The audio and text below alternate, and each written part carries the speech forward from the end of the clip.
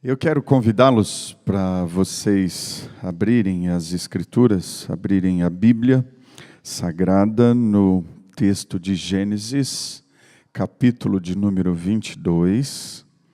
Gênesis 22. Nós leremos os 3 primeiros versículos.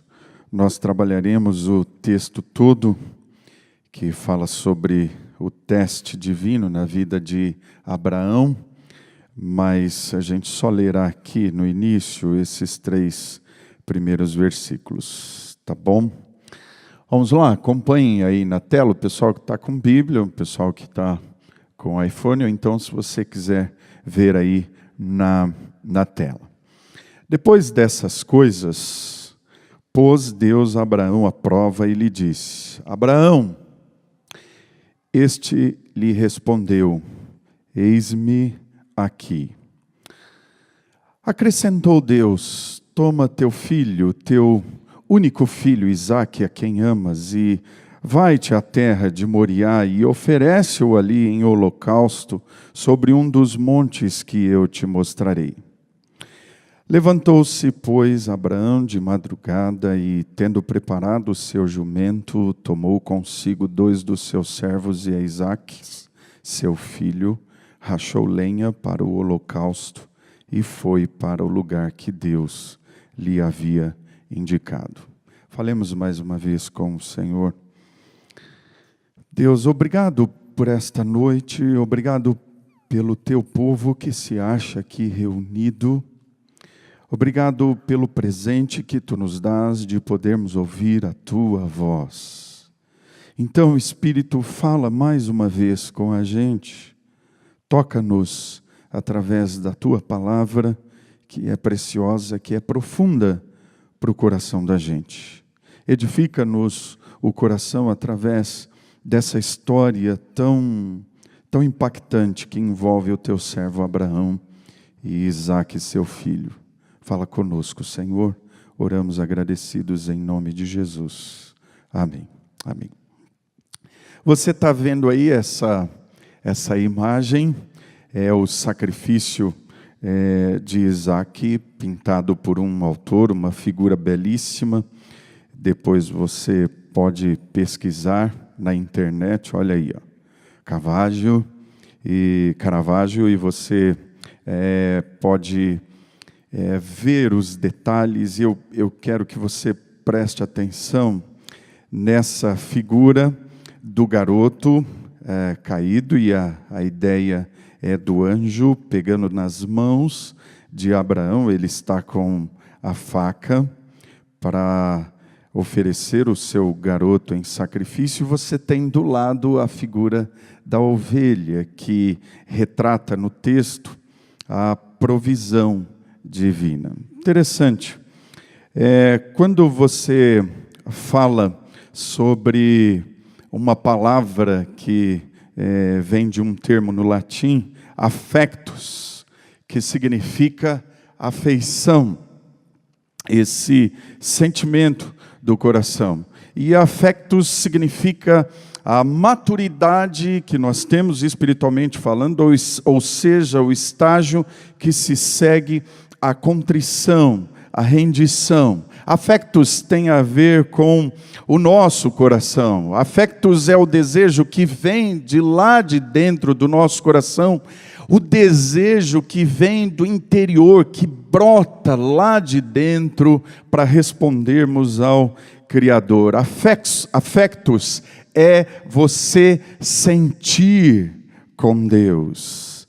Affectus, o nosso coração diante de Deus. Quando você olha para o texto, você percebe que Abraão, ele recebe a promessa de Deus, do Deus da aliança, que ele terá um filho junto com Sara. E quando você passeia no livro de Gênesis, você vê um Abraão tentando sempre dar um jeitinho, estilo brasileiro, para talvez tentar dar uma força para Deus nessa toada da promessa. Ele até acredita, mas de repente no quarto a sós consigo mesmo e na presença de Deus ele pensa: Deus, eu estou com quase 100 anos e o Senhor me promete um filho. Abraão, junto com Sara, você receberá de mim esse filho da promessa. Esse filho que fará parte de uma história de redenção. E você precisa acreditar nisso, você precisa se submeter a Abraão nesse processo. E aí ele recebe esse filho, Isaque, depois de Sara perder todos os costumes normais de uma mulher, mas Deus, de uma maneira milagrosa, traz esse milagre para o coração desse casal. E aí a história vai acontecendo, Isaque vai crescendo, vai amadurecendo, e de repente aparece esse texto no capítulo de número 22, quando Deus resolve testar o seu amigo.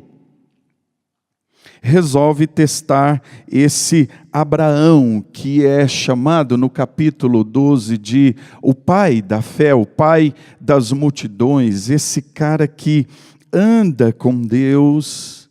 E aí Deus fala a Abraão: faz o seguinte, leva o rapaz para um lugar que eu escolhi, o Moriá, e oferece esse filho da promessa, esse filho amado, esse filho do seu coração em sacrifício diante de mim. Daqui a gente tira esse primeiro princípio para o nosso coração. O coração da gente tem que ter Deus como primazia. O coração da gente tem que ter Deus como primazia. Quando a gente lê esse texto, a gente fica impactado e ao mesmo tempo fica pensando, questionando o que será que Deus quer fazer com essa ideia de testar, de colocar Abraão à prova. O texto diz exatamente isso no versículo 1 do capítulo 22. Deus testa, Deus coloca o seu amigo à prova. Isso é impressionante, porque você lê a história de Abraão e você vê que esse cidadão é o precursor da fé para todos nós. Não é um simples cara. A Bíblia, por algumas vezes, cita Abraão como um amigo de Deus. Cita Abraão como um cara especial diante de Deus. E dentro de uma perspectiva divina, nós percebemos Deus testando esse rapaz.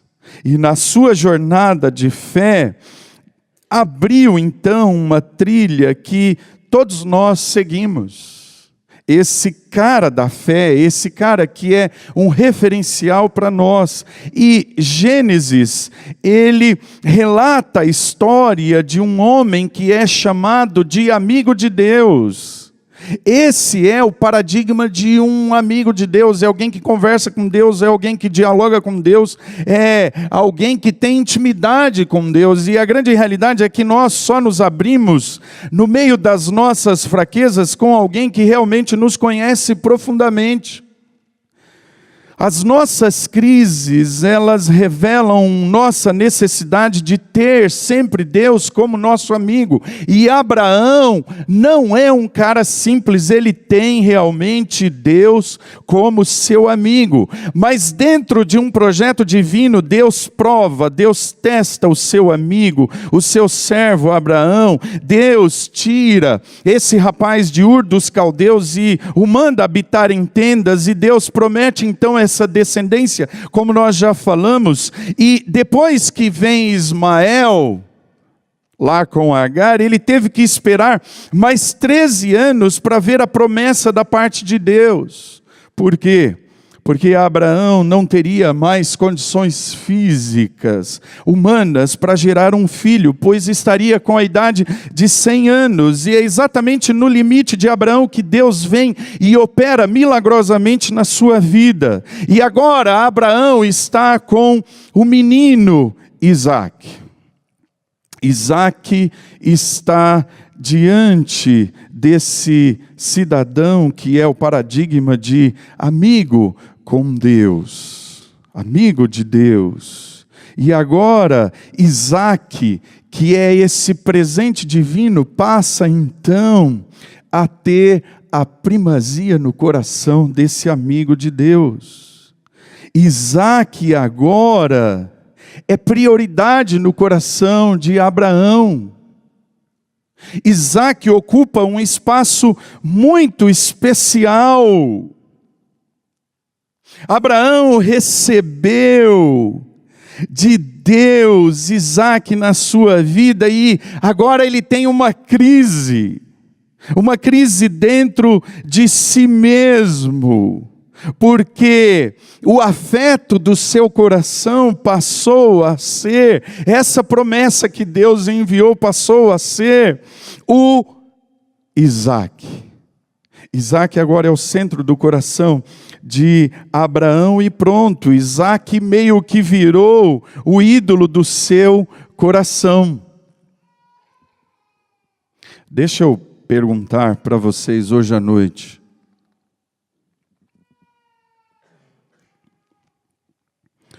Qual é o ídolo do seu coração? Vejam vocês, o centro do coração de Abraão virou Isaque, que é um presente de Deus. Lembremos que um ídolo tem uma posição de controle tão grande em nosso coração que nós somos capazes de gastar com ele a maior parte da nossa paixão e da nossa energia. Gastamos os nossos recursos financeiros e emocionais para tê-lo conosco. E eu pergunto, qual é o ídolo do seu coração? É o seu filho?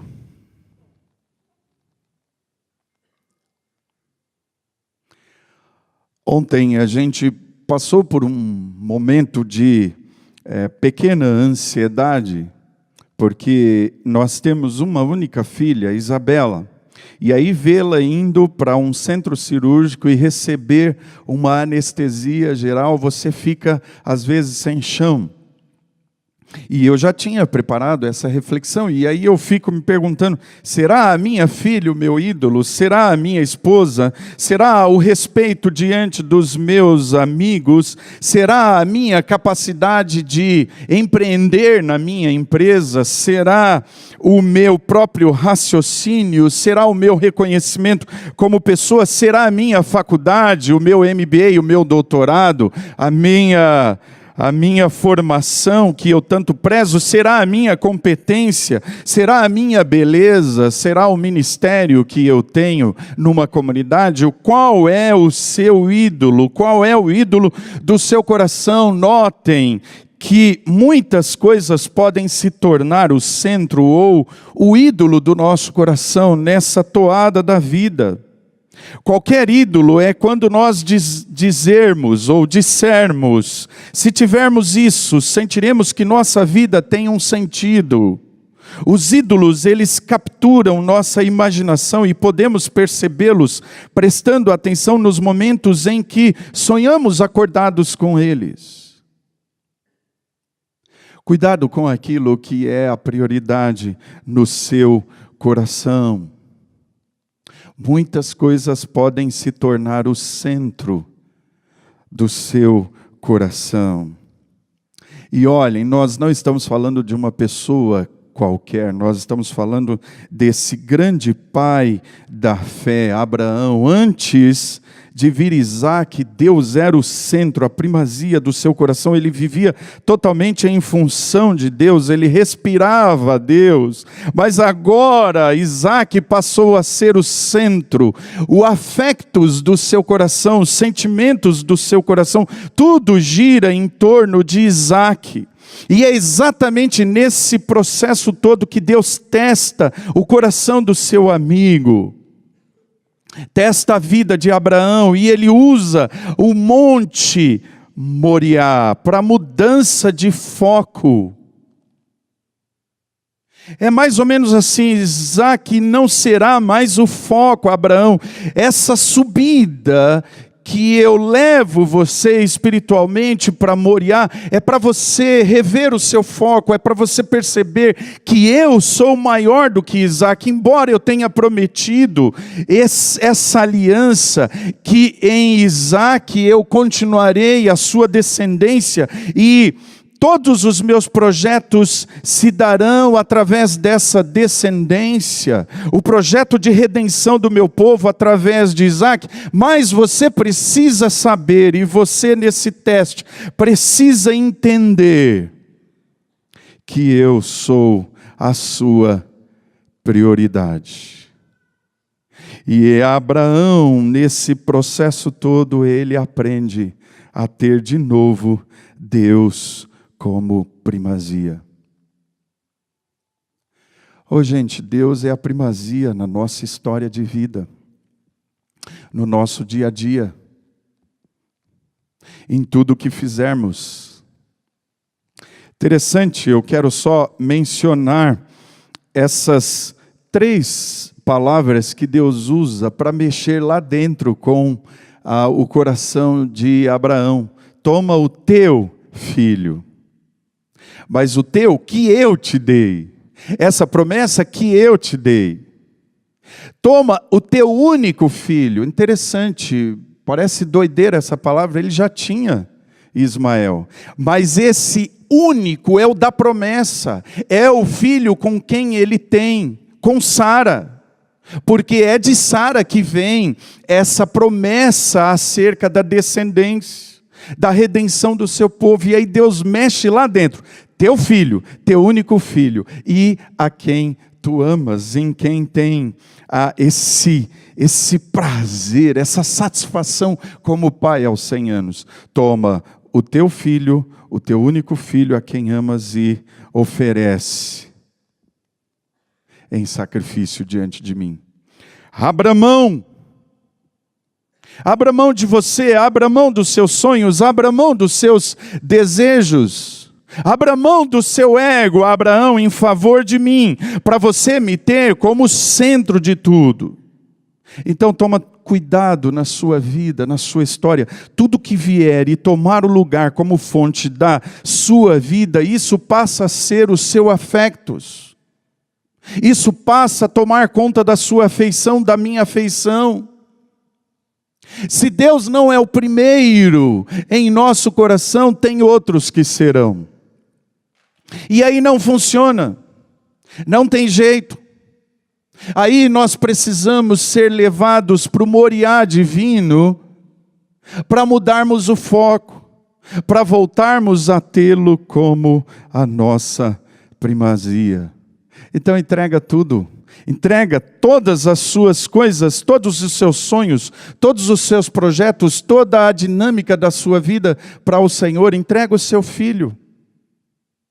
Às vezes você torna o seu filho um Deus, um ídolo no seu coração, e às vezes você quer que ele seja o que você não conseguiu ser na jornada da vida. Entrega ele para Deus, entrega o seu projeto profissional. Entrega todos os seus sonhos para que Deus realmente seja a primazia. E esquece as coisas, ame as pessoas, use apenas as coisas. Esquece as coisas e ame as pessoas como primazia nessa relação com Deus no centro do seu coração. Tim Keller, num livro extraordinário, Deuses Falsos, ele afirma: o que precisamos é de um encontro vivo com Deus. esse encontro do affectus. Ele é a solução.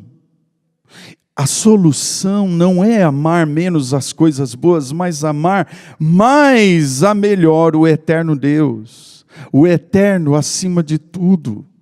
O Deus da nossa vida, o Deus da nossa história, o Deus do nosso coração. O Deus que é tudo em todos. O Deus que é o dono absoluto de todos os meus sonhos. De toda a minha vida, de toda a minha história, de tudo que eu sou, de tudo que eu faço.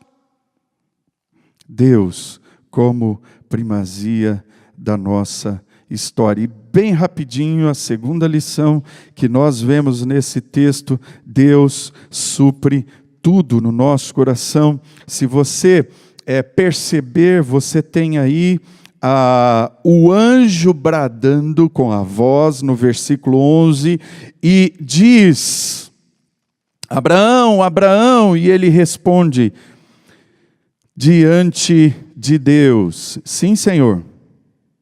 E o anjo diz: não estendas a mão sobre o rapaz e nada lhe faças, porque agora sei que temes a Deus, porquanto não me negaste o filho, o teu único filho. O Deus da provisão. Essa ideia aí, uma promessa para nós, é o termo no original hebraico, numa linguagem bem próxima aí. O Senhor proverá, Jeová Jiré. Quando ele levanta aquela faca que o texto usa como cutelo para sacrificar o seu próprio filho, o anjo diz: pode parar. O Senhor já proveu. O Senhor já preparou tudo. Não precisa se preocupar. Relaxa aí na sua história de vida, na sua caminhada com Deus. Ele está agindo em tudo na nossa vida. Não se preocupe, não fique desesperado. Você fala: nossa, eu vou entregar tudo, pastor, para Deus. Sim, entrega tudo e relaxa, descansa, porque Ele está agindo na sua vida, na nossa vida. E nós precisamos acreditar na sua provisão, no projeto dEle para a nossa história. E nós precisamos todos os dias descansar no amor e no caráter dEle, porque o que Ele promete, Ele cumpre. Ele não é fiel a nós, Ele é fiel às suas promessas. Saibam dessa verdade.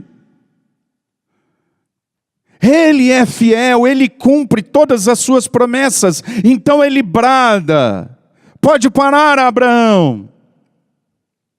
Já tem ali o cordeiro para ser oferecido. Você não precisa se preocupar. Está ali, olha ali para o lado. Até a ideia tipificando o sacrifício de Jesus na cruz do Calvário em nosso favor. Não precisa sacrificar Isaque. Não tem sacrifício humano, tem sacrifício divino. O meu filho, que é essa provisão para resgatar a história de vocês. Então a gente só precisa descansar. Tim Keller, ainda nesse livro, diz: precisamos saber e estar seguros que Deus nos ama, nos estima e se deleita em nós, de tal forma que nosso coração pode repousar nele para encontrar significado e segurança e para lidar com o que quer que aconteça na nossa vida. Descansa na provisão divina. Entrega tudo, tenha Deus como centro do seu coração, da sua vida, e o resto acontecerá. Você pode ficar absolutamente tranquilo.